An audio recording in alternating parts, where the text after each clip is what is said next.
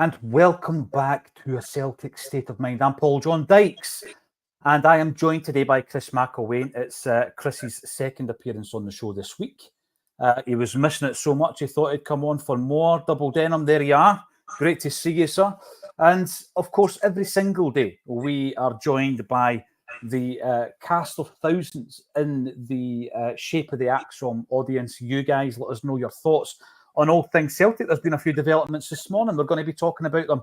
Interestingly enough, Liam Scales was discussed yesterday, Chris, and we hear this morning that he has penned a 4-year deal. We were asking that question. It was pointed out yesterday that Scales' deal is up at the end of May next year. So he was moving into his last year of his contract, and Celtic are delighted to announce that Liam Scales has agreed a new 4-year deal, which will see him remain at the club in 2028. That sounds pretty futuristic. 2028. Remember when you were at school, Chris, and the school teacher would ask you to draw what you think 2000 is going to look like? Remember?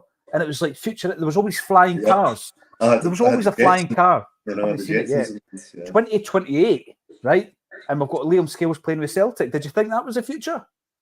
I wasn't sure I was going to make it to 2028, let alone see Liam Scales as a Celtic player.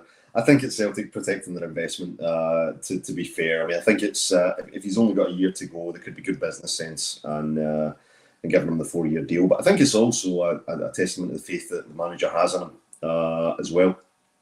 And I think that's quite important. I mean, I know, look, he's had his critics this season. I think some of that was preconceived criticism based on the fact that he was brought in through no fault of his own to take up that second centre-back berth through injuries and lack of availability. But I think over the piece he's made that position very much his own, and I think certainly in the eyes of the manager. And this deal for me looks like it's part repayment of that faith, reinforcement of that faith that the manager has in him.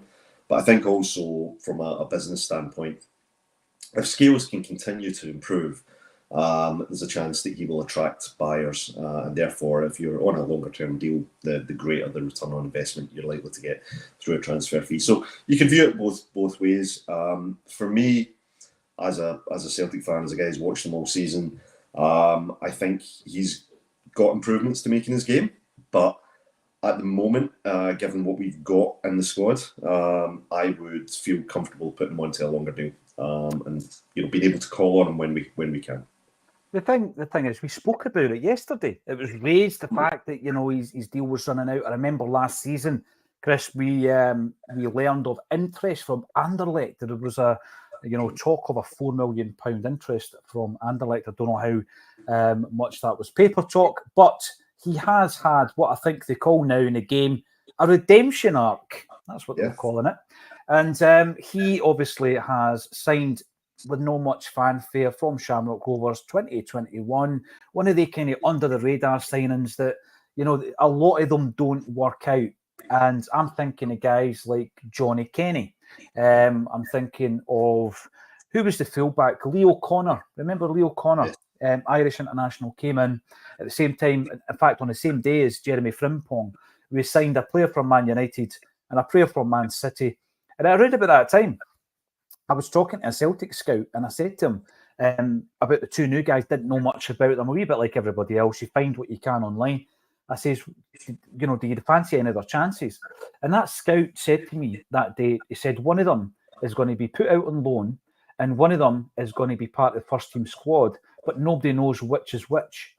So they'd seen them in training, they'd seen them and they weren't sure. They couldn't differentiate, Chris, between Leo Connor and Jeremy Frimpong, right? That just shows you, sliding doors moments with football. Jeremy Frimpong has become one of the most sought-after fullbacks in European football. It looks as though he's going to be moving for £34 million.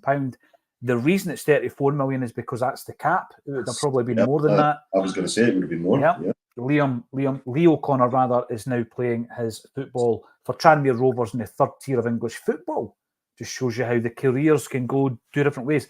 Liam Scales could have disappeared without a trace, a bit like O'Connor and Kenny, but he hasn't. And I think that, we have spoken so much about it. I love to see the underdog coming through. I do. I think Celtic are an underdog, right? I remember always watching that centenary video and I think it was Billy McNeil, the late great Billy McNeil, spoke about Celtic. We're the underdog, and we're quite comfortable being the underdog. You know, punching above your weight and all that. So I think it's an underdog story, Chris, right?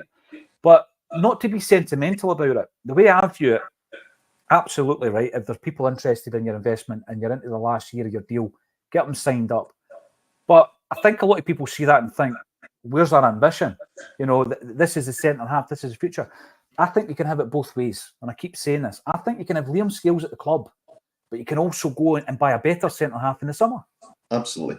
I think smart recruitment is all about augmenting the success you've got on the side. It's about building on top of those foundations that you've set. Now, you've got to remember, Liam Scales, by the end of this season, once all the games have been played, could be a double winner and would be very much one of the top contributors to that success. Again, like we spoke about before the show, he's had his ups and downs. But over the course of this season, show me a player in that squad that has not had ups and downs. You know, I think one of the best players we've got in the team is Kyogo, as you can see from behind my shoulder there.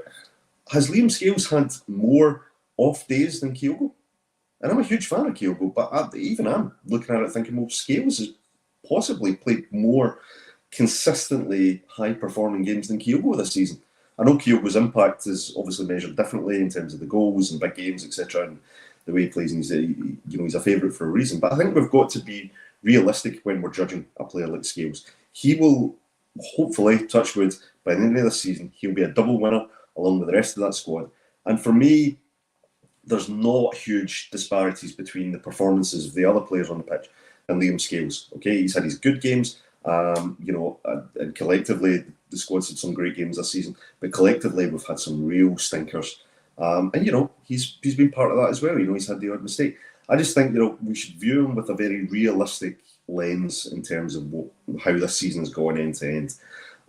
What I would like to see from Scales, and I think this 4-year deal has to be a bit of a challenge to Liam Scales to say, okay, you were brought in, you were asked to come in, do a job for us, or maybe preferred centre back in Nawrocki's not had the level, or injuries have played a part, whatever. But I think Liam Scales has got to take this as an opportunity to say, do you know what? I'm going to go and try and play out even better next season. Club might go and recruit, a top centre back, and maybe that pushes me down the pecking order. But he's got to be thinking, I've played 30 plus games this season. I've made that position my own. And I'd like to see him go and try and build on his performances, address some of those weaknesses in his game, which we've spoken about all season, and really find his place in the system. And look, you never know. I don't think any player should ever be ruled out. I would like to see him take the opportunity. Well, if he ends up dropping out of the squad next season, and we bring in someone who does an amazing job. Hey, look, I'm a Celtic fan. I'm happy. I'm delighted with that. But I'm not going to celebrate success for Celtic by condemning a player who's actually done a really good job for us this season. So you know what? Fair play to him. 4-year deal. Well done, son. Go and prove you're worth it. And he plays against Hearts at the weekend, doesn't he? I mean, we're going to run through the team. He doesn't, yeah. Scales will be in there. We'll also be looking at what does it mean for the other centre halves at the club. Now, Cameron Carter-Vickers, he's the rock, right? And it's Carter-Vickers plus A another, as far as I'm concerned. Yeah. 40 times Brendan has decided that A another is Liam Scales this season. He has been the first pick in that position alongside Carter-Vickers. I think that he's shown a bit of faith in Stephen Welsh, because you might have forgotten that Welsh was handed a 4-year deal earlier on in the season. And then he's more or less been presented with 2 signings. And I know that Brendan Rodgers spoke in the early days of his second time at the club about being the guy that signed off on all the signings and all the rest of it. And I'm not saying that he was telling untruths. I think what he was doing at that point is hedging his bets, Chris. I mean, you cannot at that point come into a football club and say Lagerbielke and Nawrocki were not my signings, because straight off the bat you're going to lose the confidence of those 2 players. Yeah. And maybe other guys that have come in at around about the same time. So I think he's done the right thing, right? And he's probably toned the party line a wee bit at that stage. But as the season has progressed, and maybe his frustration has been matched by the fans with regards to the incomings and the lack of success with the recruitment, he's basically said, listen, some of these deals were too far down the line to back out of, but he trusted that due to the record of the recruitment team, that they would fit and they'd be a good fit for Celtic. Listen, this happens. They've not been a good fit for Celtic. What does it mean for those two guys? I think Lagerbielke's cards are marked. What about Nawrocki? That's a wee bit more of a difficult one, isn't it? It is, and I think you base your assessment on what we've seen throughout the course of the season in terms of who's played and who hasn't. You base it on what we've seen in terms of movements within the recruitment team. Sorry, it's my dog trying to break down the door to get in.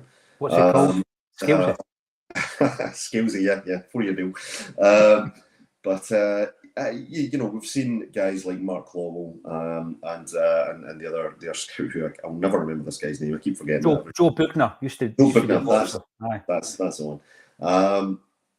So that for me kind of tells its own story. That tells its own story that players were brought in by a recruitment team, haven't really met the manager's requirements. We don't obviously see what goes on in training every day, so we don't know how Brendan Rodgers and the coaching team are assessing who's going to each week.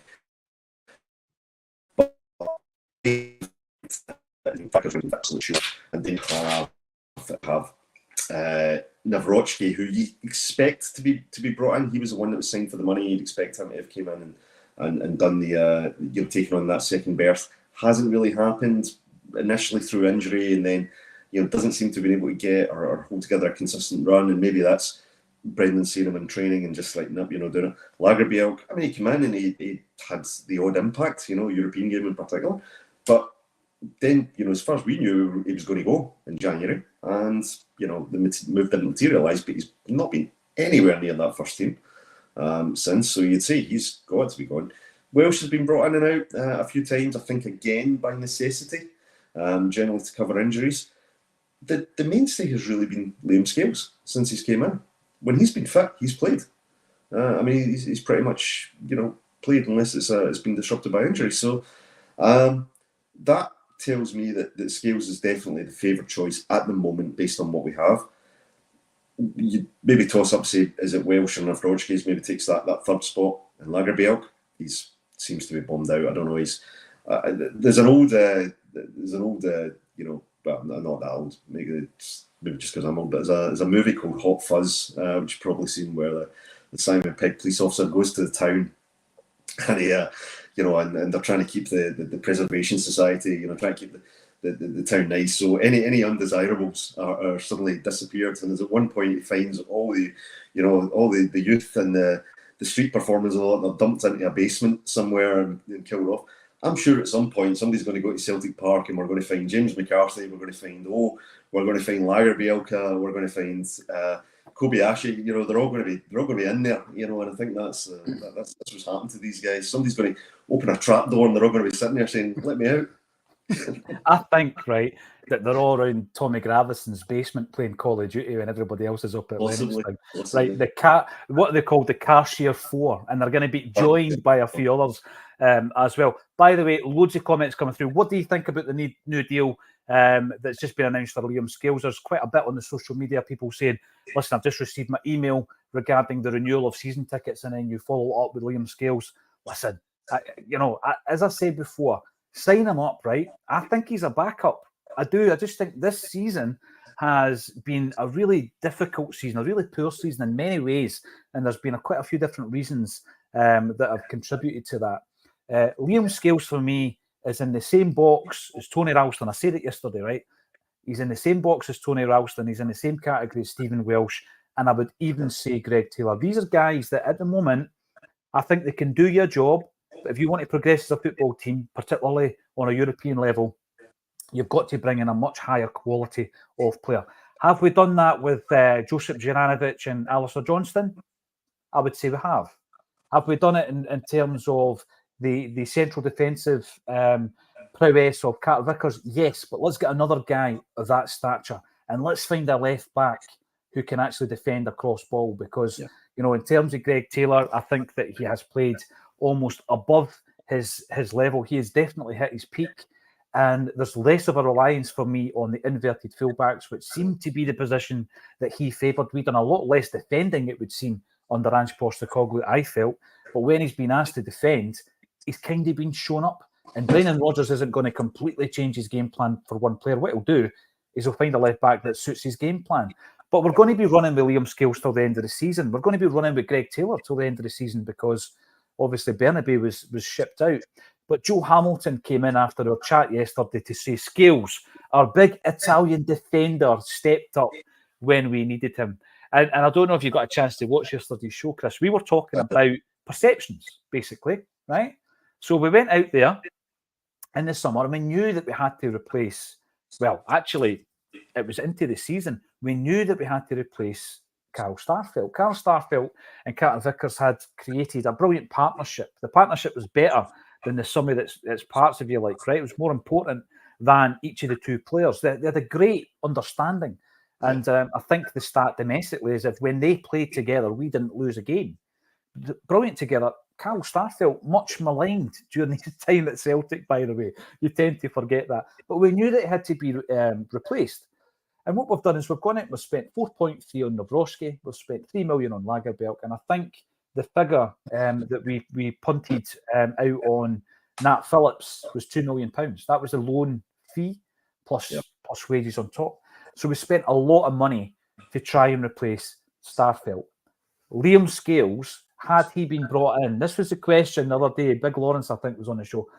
When Liam Scales came in, had he come from an Italian club, as Joe has suggested, right? And his name was Leo Scalacci. This is what we're calling him. And he was £4 million.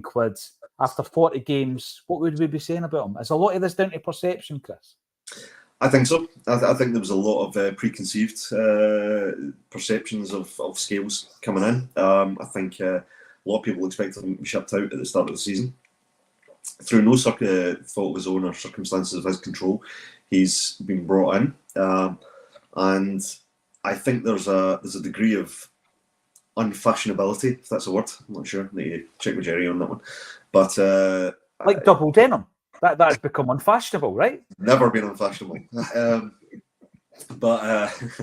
Just keep wearing it until it comes back. I'll come back eventually. That's what I'm trying to do. My biggest advocate was Jota, and he's away, so I'm really annoyed. You know, figured if he was doing it, I could get away with it. But yeah, there is. I mean, he's not what you'd consider a fashionable signing. He's not Paulo Di Canio with the slick back hair and the charisma and the attitude. You know, he's not got the, as we were talking earlier in the week about the 90s hairstyles. You know, he's not. He's just he's a wee, I say wee guy. He's a big ginger guy from Ireland's in there. He's a big kind of, sort of honest type player. There's no bells and whistles about him, but he comes in there and he does his job. And I think you're right. Had we signed someone from the continent who'd come in and probably from a stats perspective, I don't know what the stats are, I'd be interested to see them, but from a stats perspective, I reckon if you were to apply those to a brand new, nice, shiny signing, then I don't think people would be applying the same level of criticism that they do to Liam Scales. It's just the fact that Liam Scales was already seen as a weaker asset than who we let go in terms of Starfelt and who we brought in terms of Nawrocki. Nawrocki seemed to be the profile signing. Look, it hasn't happened for him. It hasn't happened for him for various reasons. So for me, Scales deserves the credit for coming in and actually being part of a very disrupted back line throughout this season. And he's had to play with multiple different partners against multiple different teams. And you got to remember, it's his first season as a first team player at Celtic.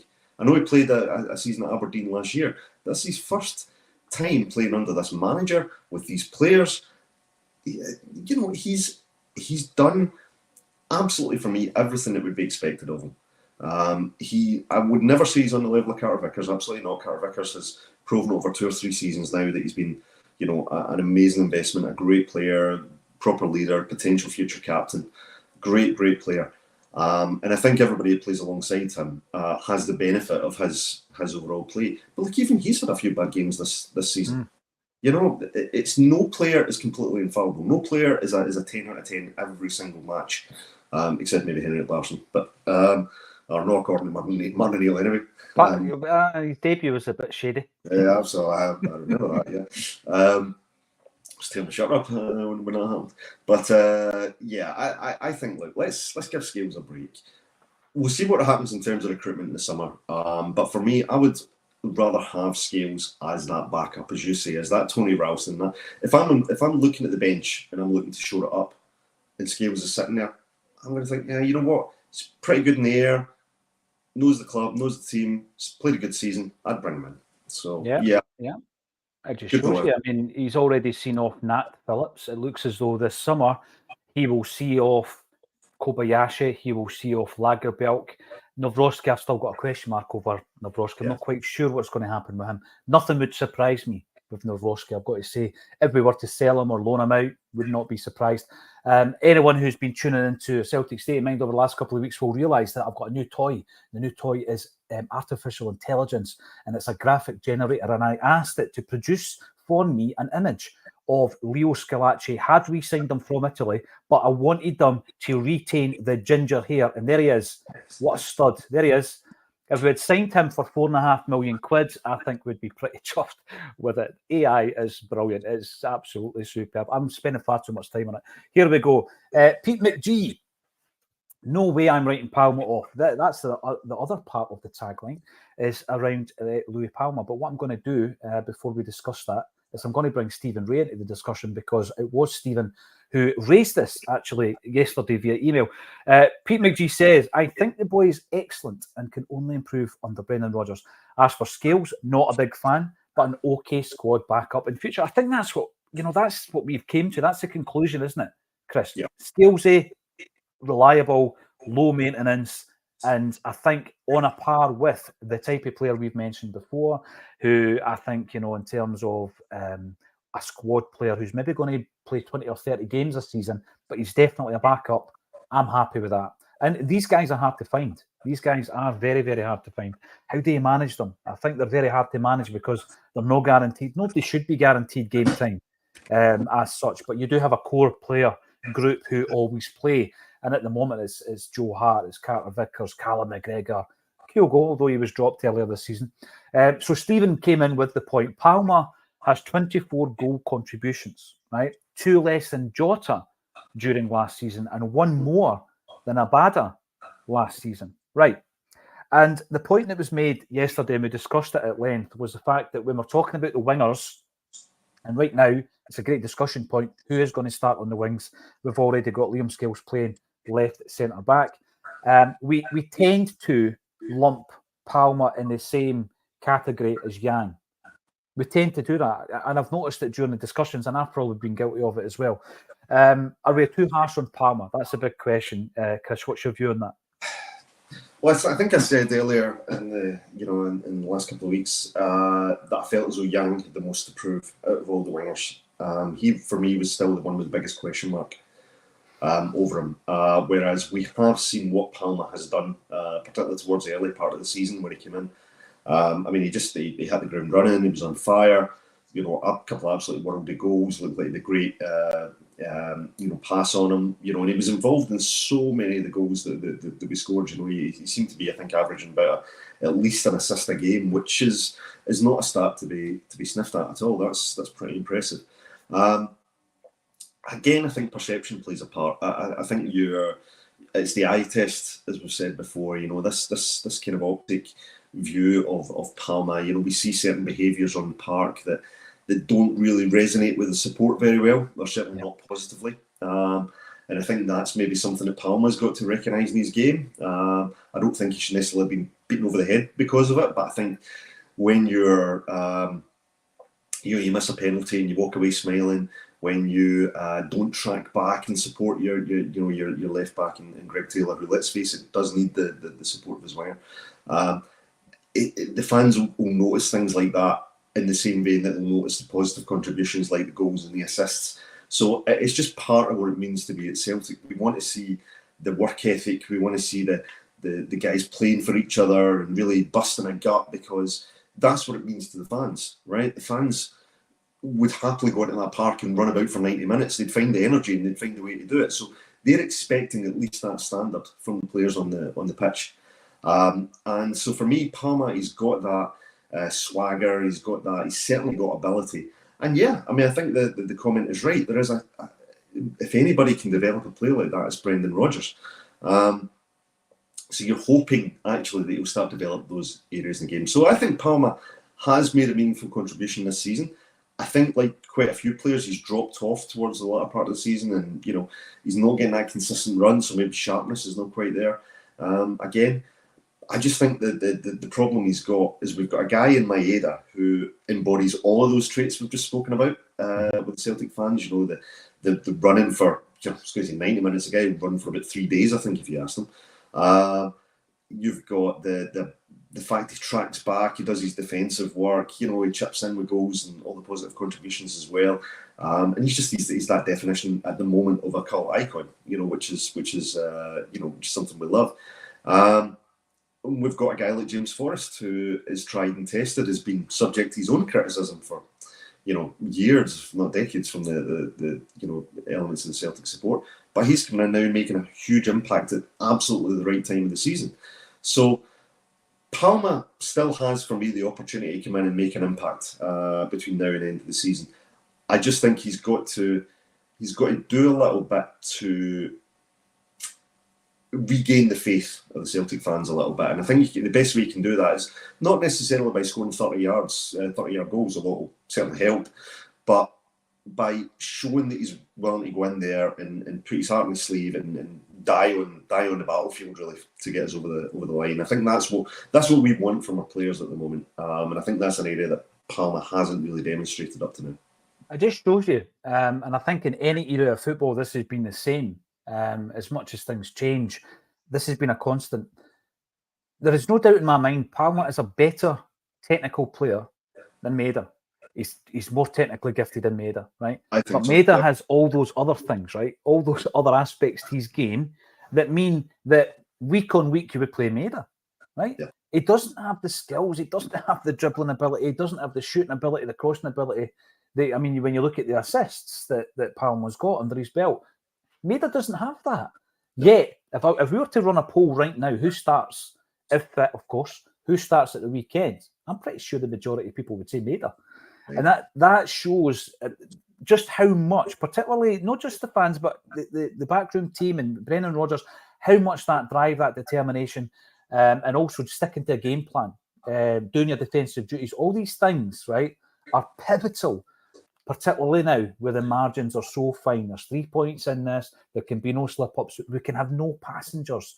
There's one thing about Maeda, technically not the best player in the world, but he's never a passenger, Chris. He never is a passenger. He will always work his socks off. Let us know what you think. Who is going to start on the wings? What's your thoughts on Liam Scales? Let us know in the comment section. We are on for another 32 minutes. Give us a thumbs up on the old YouTube.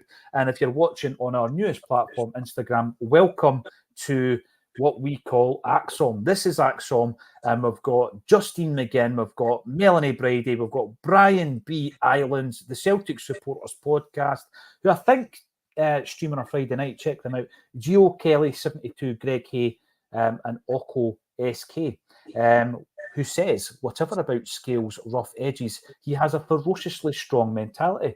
Absolutely. And he looks fine as Leo Scalacci. I'm sure you will agree. All this work was my own by typing in a few references. Look at that. You'd stick that on the side of your mug, that. Leo Scalacci. There we go. Right. I'm not going to let my missus see that, tell you. I'm going to have to do a few double denim efforts and share them with you next week. Oh. Thanks, everybody, for your comments. Donny Tiny Hands, Maeda back in training. I wonder if his name is Donny. Maeda back in training. Seen the pictures today. He is the cult icon, and I'd throw him right in, Chris. See right now, I'm going to put it out there on the line. My wingers are James Forrest on the right, Maeda on the left. I'm going to start with Maeda on the left, Jamesy on the right. What's your thoughts? Controversial. Do you know, if he was fit and absolutely ironclad not to get injured, I would start with Maeda, because all the attributes we've just spoken about, I think we need that between now and the season, in pretty much every game now and the end of the season.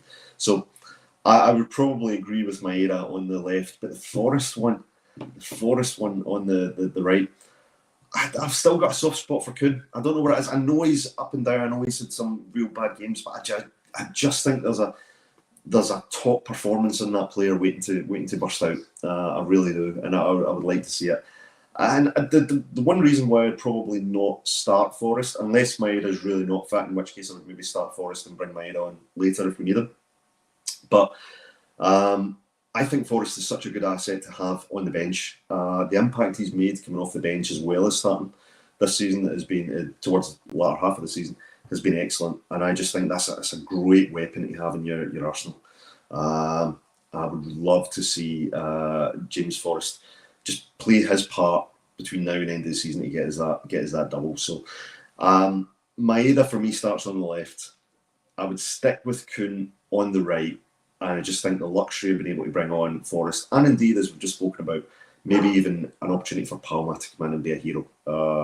There's the opportunities are there, but my fear is, because we've got the Rangers game coming up, I really don't want to see Dyson get injured. So if we were to swap Dyson out, Forrest, I'd be happy, because I just think Dyson will give Captain Fantastic over there nightmares the night before if he thinks Maeda's playing. So he'll be on the phone to his Tynecastle mates saying please injure him, so don't have to face him again. I want Maeda for the Rangers game. If he only plays one more game this season, I would love it to be the Rangers game. 2. We'll keep him for the final as well. Well, of course. It's interesting, Chris, isn't it, that we're talking about 4 wingers. We're not even talking about Palma. But he never entered that discussion when you were going through the options there on the wing. Palma did. Yang. Yang. Yeah. See, that's me putting them in the same bracket again. I meant Yang. I said Palma. What does that mean for Yang? I mean, going into the pre-season, I think he's had a tough debut season for Celtic. I mean, anything can happen between now and the end of the season. If you want to make yourself a hero, now's the time to do it. Yes. Does he have it? Do you think he's got it? Does he have the fibre? He's had the minerals. He's had opportunities, and at one point it looked as though he was getting to a little bit of a purple patch. I think sending off massively derailed him. Look, the boy's got, I think, a decent attitude. He's got a good work ethic. He does run, but the focus and the concentration doesn't seem to be there. And he's not making enough meaningful contributions for me. And I think that's where the big difference between him and Palma has been. We know Palma can make a big contribution, even if it comes out of nothing. Just cut inside and launch one at the net from outside the box, and chances are it's got above average chance of going in. Yang for me just has so much to prove. I think he's the kind of player who would actually benefit from doing a scales or doing a coordinate and actually going into an SPL team on loan, even for half a season or a season. I just think he needs to find his footing in our league and adapt to our game. Whereas I think the other 4 players that we've mentioned have done that already, and to a greater degree than he has in the time given. So there's nothing personal against Yang. I would love to see every player that signs for Celtic go on and be a success. I just think at the moment, maybe it's the best thing for the player to take him out the firing line a little bit, let him adjust and acclimatise a little bit more, maybe get him out on a loan to give him that first team exposure, and hopefully then we come back and we've either got a player who can make a difference to the first team, or we've got a saleable asset. This is again, you've got to consider the outlay of transfer fees in the summer, and it's not just about writing it all off, and you've got to manage that as well. It's interesting. Back in the day, a player who used to use his backside quite a lot throughout his career as a weapon was Kenny Dalglish, and I think in the modern day, John McGinn does it, doesn't he, for Scotland and Aston Villa. And if there's a player in the Celtic team who does it, it's James Forrest. And every time you're talking about James Forrest, Chris, and I don't know if you're doing this subconsciously, you talk about his assets and you talk about the weapons he has in his arsenal. Every time you're talking about James Forrest. I'm all about that. I'm all about that. Yeah, it's. I haven't noticed that now. I'm going to be really paranoid about that going forward. Thanks for that. Keep saying it. It's fine. Stephen Donnelly, welcome to the show. I know. Jury's still out on Palma for me. Too easily shrugged off the ball. I would give him until January next season. But it's always good to get an opposing view. And Daniel F comes in to say Palma is technically excellent. With a pre-season, he will excel next season. Even though injuries and poor patches, he's about 19 goal contributions. Yeah, and as I said before, a few weeks back, it was JP Mason, had said that Jamesy Forrest would do something to contribute to the outcome of this season, something positive, and he's done it. You're looking at guys like Yang and Palma. Sometimes it can just be that moment in a game, a big game where it's tense. It could obviously be the obvious ones with regards to Rangers and the two derbies that are coming up, but it could be this weekend.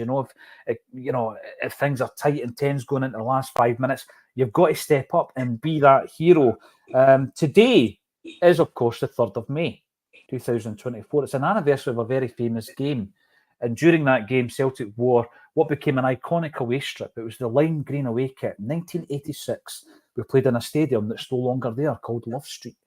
And Celtic had to win by 3 clear goals in hope that Dundee beat Hearts. It all became part of a fairy tale, as Billy McNeil used to call it. Celtic, there's a fairy tale about this club.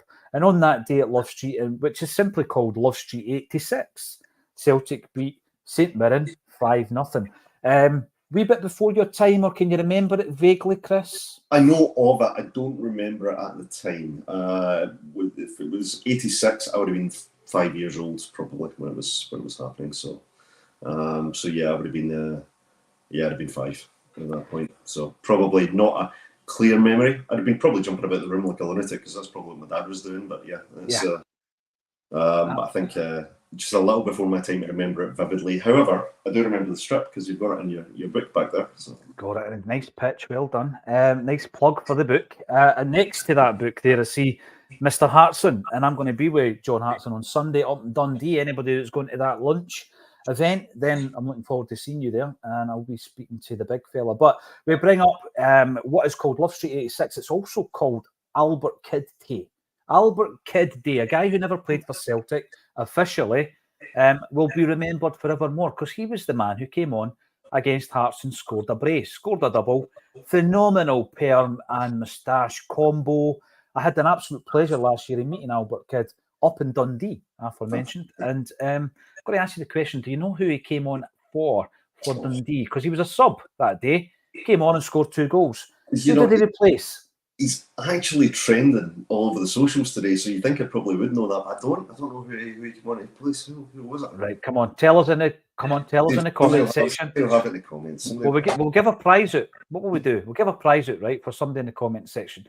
Let us know. Love Street has become synonymous with the lime green jersey. I'll give away a copy of that Celtic jersey book. I've got a few copies kicking about. I'll give away a copy to the first person who tells me, without checking the Celtic wiki, who was it? It wasn't Willie Faulkner. He never played for Dundee. You're at it, AGSC Tech. John Paul II was 20 at the time. Can you remember? Who did Albert Kidd come on for? It wasn't John Colquhoun because he was playing for Hearts, Brendan. It was, though, I will say, it was an ex-Celtic player. No, it was a future Celtic player. Someone who signed, there you go, Kevin Smith's got it. Tosh McKinley. Kevin, get in touch on the DMs on social media or email me at pauljohn@gmail.com. You will get a signed book. There you go, Tosh McKinley. It's all coming in now. Look at that. Do you think Albert Kidd can believe in 2024 that he's trending all over, the social media platforms? Would he ever have known or could ever have predicted that by doing that he'd have a day named after him?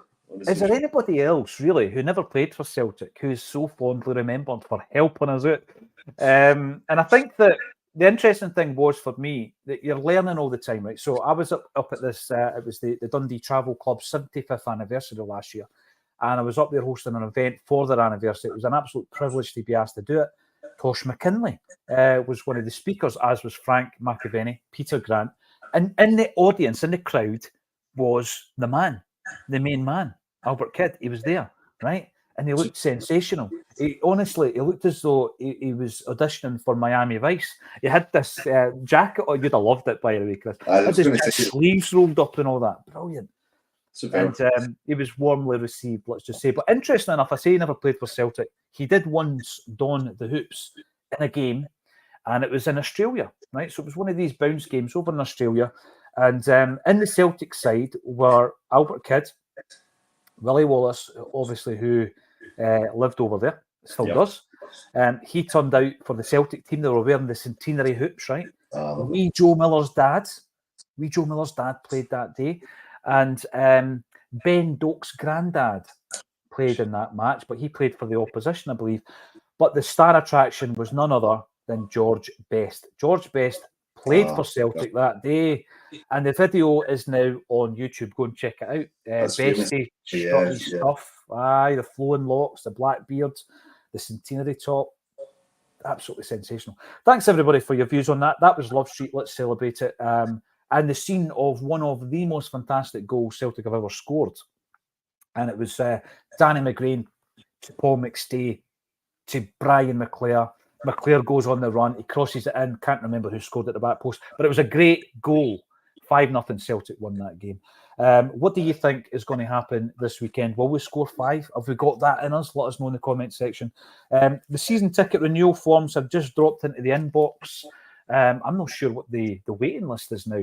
Is it time, though, Chris, that we extended the capacity of Celtic Park? It's been something we've spoken about a lot. Is it something we can do? It'd be pretty difficult, wouldn't it, to rebuild that main stand, because we'd need to shift fans out. People wouldn't be able to go to the games for a spell.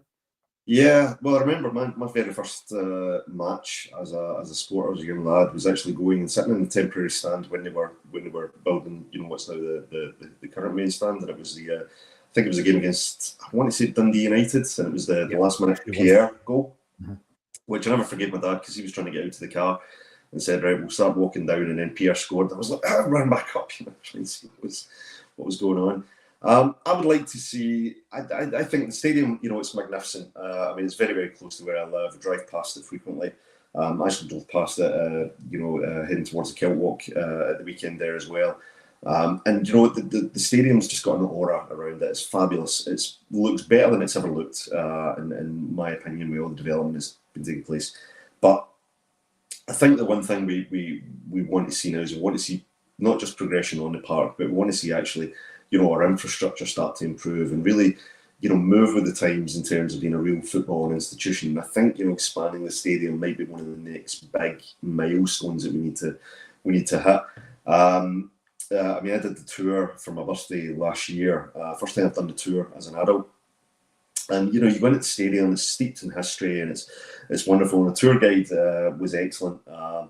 And I think he spoke about, he was asked a question about, what would it take to extend, the main stand up and get another, I think he said about another 10,000 onto the capacity. And I want to say, I think he said it would cost about 100 million. I think that was just his rough estimate. I have no idea what that was based upon. So whether that's an outlay that the club would want to make, they would have to think long term about, short term we have to maybe move supporters out. What's that going to mean for sport? What's it going to mean for revenue? And then, obviously, are you going to get a return on investment by doing that? So, but I think we need to start seeing improvements like that. You see what's happening in Man United just now. Old Trafford's always been a magnificent arena. Now it's leaking. People are complaining about the fact that it's falling to bits. We've had players like Ronaldo going in there and complaining about the facilities, and you think, Man United's a huge footballing institution, and I would hate to see Celtic rest on our laurels a little bit and just assume that we don't need to go and make these investments when I think we do. And look, what's the point in us having all this revenue that we've supposedly got if we're not going to improve the club, and the club infrastructure? Yep, it's obviously good to be stable financially, but there's no point in keeping 72 or whatever money we've got in these days. It's probably going up and up and up in the bank, 72, 70 million, 68 million, whatever the fee is now, because I know that obviously it takes a lot of money to run the football club. But on top of that, we've also received a cash injection from the Abada deal. We're about to get even more money from the Jeremy Frimpong sell-on. The Frimpong one as well. 6.8 million. Yeah. And as much as we might have to see it, Matt O'Reilly could be generating huge money in the summer unless we manage to keep him. So, and I know not all of that will go on the on-field improvements. So let's put it somewhere where we can see it making a real difference to the long-term stability and prosperity of the club. So I think seeing it put into the stadium, put it into the facilities.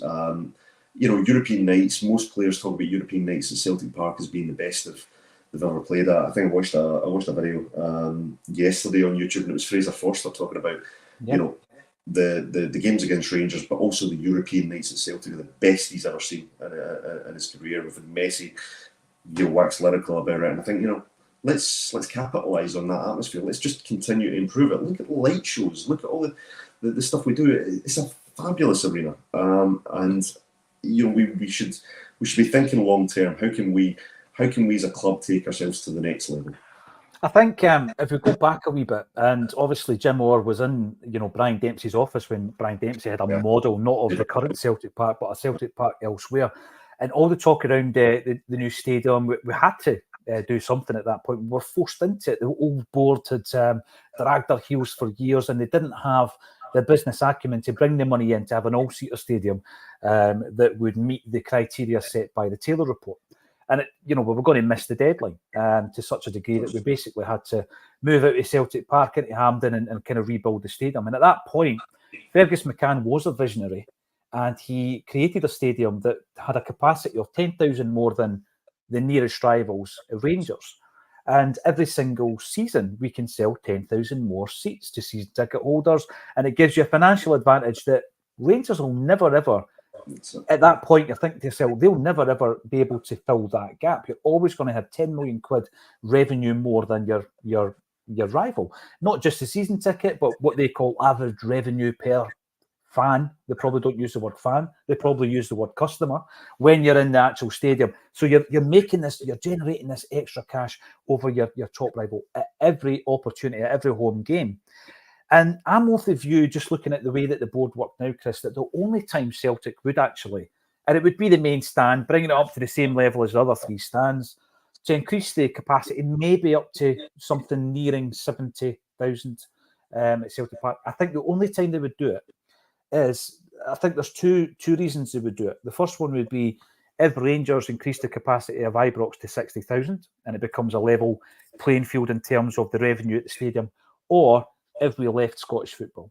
And if we left Scottish football, these big nights you're talking about, the Champions League nights, the games against Rangers, if you were to go into a more competitive arena with bigger, richer clubs, you were going to have far more games like the ones you mentioned, and it would be beneficial on a financial level to then increase the capacity. I think that's the only two reasons that they would do it. Will that happen in my lifetime? I hope so. I hope it does. Albert Kidd says Stephen Cruikshanks. Here's an interesting one. Albert Kidd is loved by all Celts and High Bs or Hibbies. And the thing with that is, so he's loved by Dundee, Celtic and Hibs, and two of their clubs he never even played for. So, Albert Kidd. Every Celtic fan forevermore will buy you a drink, no matter where you are in the world. That is for sure. And Scobie Boy says, happy Albert Kidd Day, troops, as well. James Devine, welcome to the show. Good afternoon. And Scales deserves this new deal. Have a think for 1 minute. When would we have been without him? I mean, where would we have been without him? I mean, you take him out that team, and I think that the other four centre-halves that we've currently got at the club, Kobayashi, you don't play him. Unless you have nobody else, you do not play him. Lagerbielke, not sure what's happened between him and Rodgers, but I don't think he's been that bad, I've got to be honest. Nawrocki, is he ever fit enough to play a couple of games a week in the first half of the season? Doesn't look likely. So we probably would have been playing Stephen Welsh alongside Carter Vickers. So James makes a good point there. Where would we be without him? James Kerwin comes in on the YouTube. As far as a new contract for Scales goes, yes, I would keep him. He's young and can improve. He will come good once again. Just iron out the wrinkles in his game. Too many mistakes. And this is the thing as well that we've spoken about, Chris. Just because of your age, you could be in your mid-20s, as Scalesy is, but you can still improve. Brendan Rodgers has shown that he can improve players at that age. I think when it comes to defenders in particular, because a lot of what they rely on is their positional sense, it's their intelligence, their ability to read the game. I remember, I'll give him his daily shout. My dad always used to make a good point. He said, when he talks about a captain on the park, he always wanted the captain to be at the back, be someone at the in defence, because they're seeing the game play out in front of them, and they're having to read the game, and they should have that positional and tactical knowledge about, how do I position myself, where do I position my defensive partner, How do I protect the goalkeeper in the area around the box, that kind of thing. So he was always a big advocate of having your captain or having your leaders at the back. And I think when you come to the physical element of the game, I think defenders tend to have more longevity. They can play right into the 30s and kind of early to mid 30s at the top level if they're good enough, right? So yeah, there's definitely potential for someone like Scales to iron out some of the mistakes that we're seeing in these games, some of the positional sense, maybe quicken his distribution of the ball a little bit, or just release the ball quickly to someone who can actually then go and play the quick, the fast-paced and progressive forward-thinking football.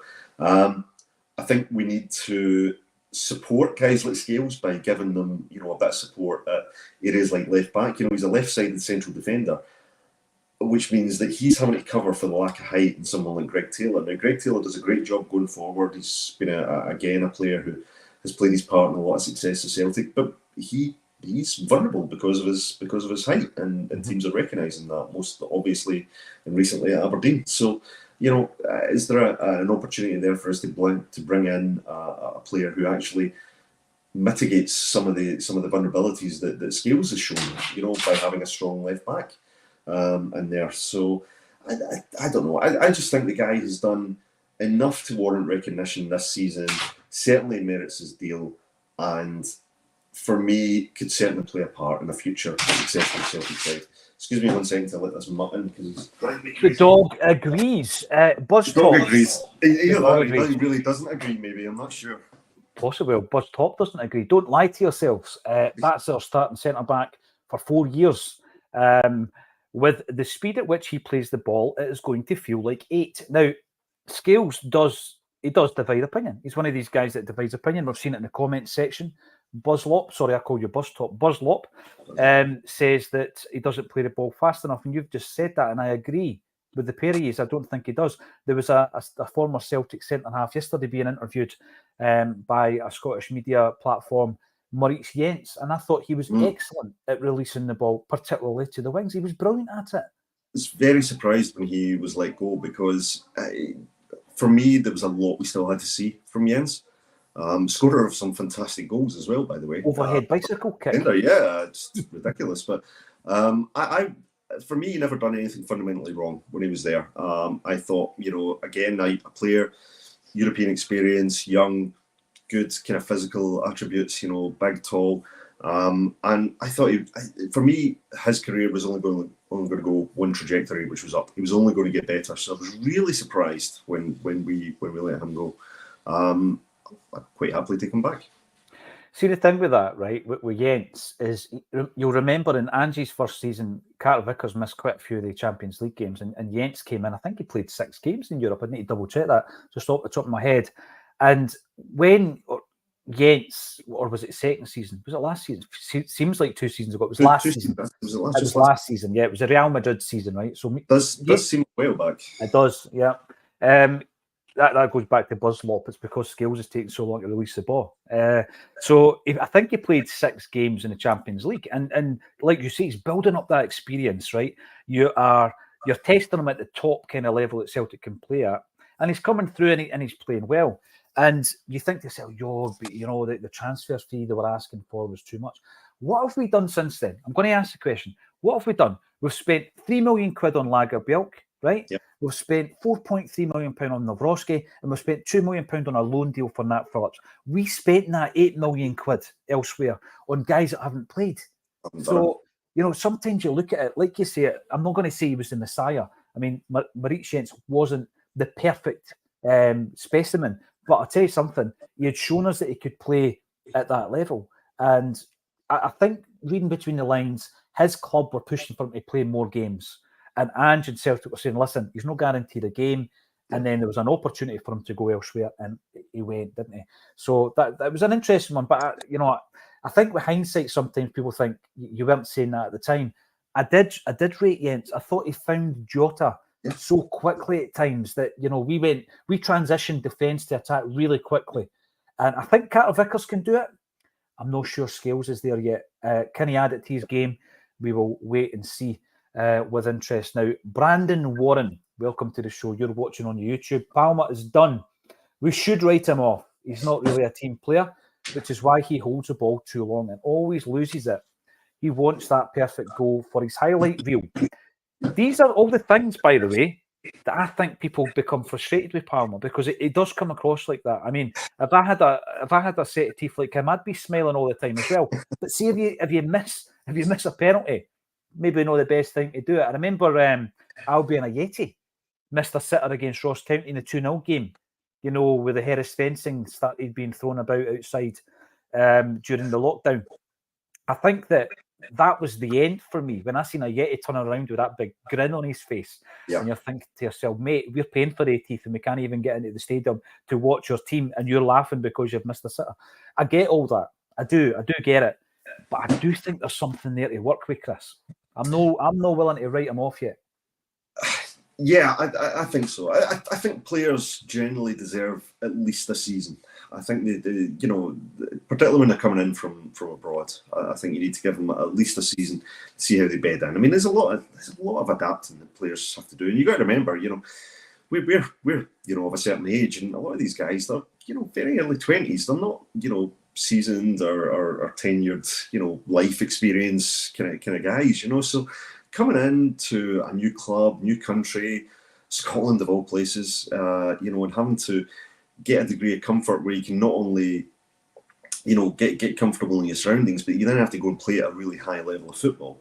It's not easy, and I don't think we should ever downplay the difficulty in that. And that's why I've got a bit of sympathy with some of the South Korean boys as well, and certainly some of the guys who've come over from Japan, because that's a huge displacement to what they've been used to previously, and that must take a hell of a lot of mental strength and resilience and as we said, adaptability. So for me, yeah, Palma could come good in this team, and I think he deserves the opportunity. I do think he has to be more aware of the circumstances he's playing in, the club he's playing at. The expectations at Celtic are so high. You know, I know we play in a relatively small country, but we're a huge club. And the expectations of the fans are so high. And I think, you know, you have to show a certain level of character to get the fans behind you at this club, and rightly so, because the fans, you know, will make huge sacrifices to go and watch the team.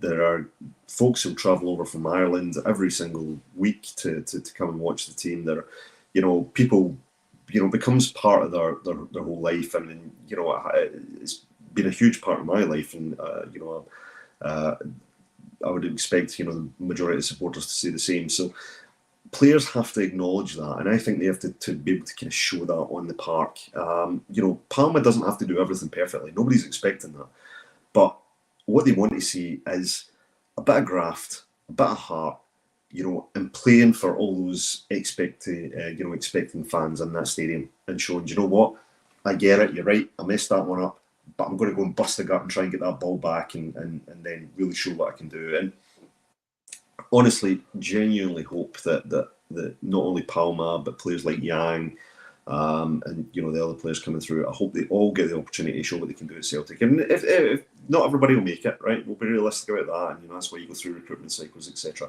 But yeah, for me, he's got the opportunity, is still in his own hands, to go and show the gaffer what he can do. Help us get us over the line in this season, you know, hopefully with a double, and then on to next season, maybe he can play a real substantial part in any future success. Yep. I mean, you look at the lineup, right? Because the game in February where Hearts were aided and abetted by the appalling use of VAR. You go back to December where we were really, really rotten, and I think most Celtic fans would agree, probably the worst performance of the season, arguably. The starting 11, and this was JP Mason that brought this up yesterday, and it was a very good point, right? So the starting 11 in that game, Taylor, Carter, Vickers and Scales. Now that's the back five we're going to be playing this weekend. The midfield was O'Reilly, McGregor and Turnbull. Now Turnbull's no longer at the club, Hatate's back fit. So I think that Hatate for Turnbull improves the midfield, Chris. Yes. And then up top, it was Mikey, Johnston, Kyogo and Palma. And I think up top, we're going to see a few changes because, as I say, I would play Maeda and I would play James Forrest, but it's up for debate. But see that team that's out there, other than Turnbull and Johnston, that is the makings of a team that, like, potentially could be played this weekend. And it's in games like that if a player like Palma was to have shown up and was to have said, right, we're having a bad day, but I'm going to be the guy that actually, pulls us back into a game, grabs the game by the scruff of the neck, shows a bit of character, a bit of grit, a bit of mentality, all these things that, don't really show up on the old stats board on the data side of things. That's the game where you can win the adulation of the fans. The fans will get behind you if you show a wee bit of grit and determination. It's quite scary when you look at that side, though, because I think that's quite a strong side. And, of course, we were absolutely well beaten, I think, 2-0 on that particular day. How do you see it going this weekend, Chris? Yeah, I heard your prediction yesterday, and that's the kind of thing I would normally say, but I'm going to be a bit more conservative on this one. I would take 1-0 victories between now and the end of the season. I really would. It's such a big season in terms of getting the title, and I'd love to get the cup as well.